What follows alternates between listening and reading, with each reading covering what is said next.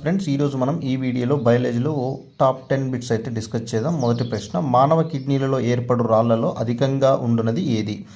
అంటే మానవుల్లో రాళ్ళు ఏర్పడతాయి కదా కిడ్నీస్లలో, కిడ్నీ స్టోన్స్ అంటాం. వాటిలో ఉండేది అంటే కాల్షియం ఆక్సలేట్. సీలింగ్ బ్లాక్స్గా ఉపయోగించే లక్క దేని నుండి తయారవుతుంది? లక్క అనేది దేని నుంచి తయారవుతుందంటే కీటకముల నుంచి తయారవుతుంది. అంటే కీటకాలు అనేవి లక్కను స్రవిస్తాయి కాబట్టి లక్క అనేది దేని నుంచి తయారవుతుందంటే కీటకముల నుంచి. ఆక్టోపస్ అనేది ఒక డాష్ అంటే ఇకైనోడెర్మాటా వర్గానికి చెందినది ఏంటంటే ఆక్టోపస్. టైఫాయిడ్ జ్వరానికి సాధారణంగా వాడే మందు ఏంటంటే క్లోరోమైసిటిన్ అనేటటువంటి మందుని టైఫాయిడ్ జ్వరానికి వాడుతాము. అంటే టైఫాయిడ్ జ్వరం వచ్చినప్పుడు వాడేటటువంటి మందు ఏంటంటే క్లోరోమైసిటిన్, టైఫాయిడ్ నివారణకు వాడతాము. డిఎన్ఏ ఫింగర్ ప్రింటింగ్లకు అనుకూలమైనటువంటి కణాలు ఏవి అంటే డబ్ల్యూబీసీ అంటే వైట్ బ్లడ్ సెల్స్ అనేవి డిఎన్ఏ ఫింగర్ ప్రింట్కి అనుకూలమైనటువంటి కణాలు.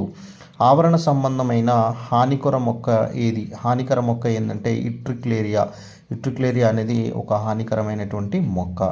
ఒక మొక్క అడ్డంగా కోసినప్పుడు దానిలో 50 వార్షిక లేదా వృద్ధి వలయాలు ఉన్న ఆ మొక్క వయసు ఎంత అంటే 50 సంవత్సరాలు. ఆల్రెడీ తెలుసండి మనకు వార్షిక వలయాలను బట్టి మొక్క యొక్క వయసునైతే మనము లెక్కిస్తాము. 50 వలయాలు ఉంటే దాని యొక్క వయసు ఎంత అంటే 50 సంవత్సరాలు. అంటే వీటిని వార్షిక చక్రాలు అంటారు. ఒక సంవత్సరం ఒక చక్రం ఫామ్ అవుతుంది. విటమిన్ డి యొక్క రసాయనిక నామం ఏంటంటే కాల్సిఫెరాల్ అనేది విటమిన్ డి యొక్క రసాయనిక నామం. చర్మం గురించి అధ్యయనం చేయడాన్ని ఏమంటారంటే డెర్మటాలజీ అంటాము.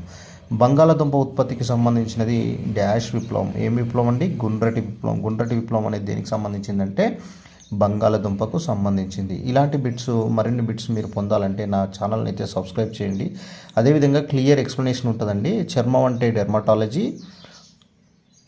అదేవిధంగా వివిధ రకాల అధ్యయనాల గురించి మనము తెలుసుకుందాం. ఫర్ ఎగ్జాంపుల్ కన్ను ఉంది, కళ్ళ గురించి తెలిసేది ఆప్థమాలజీ.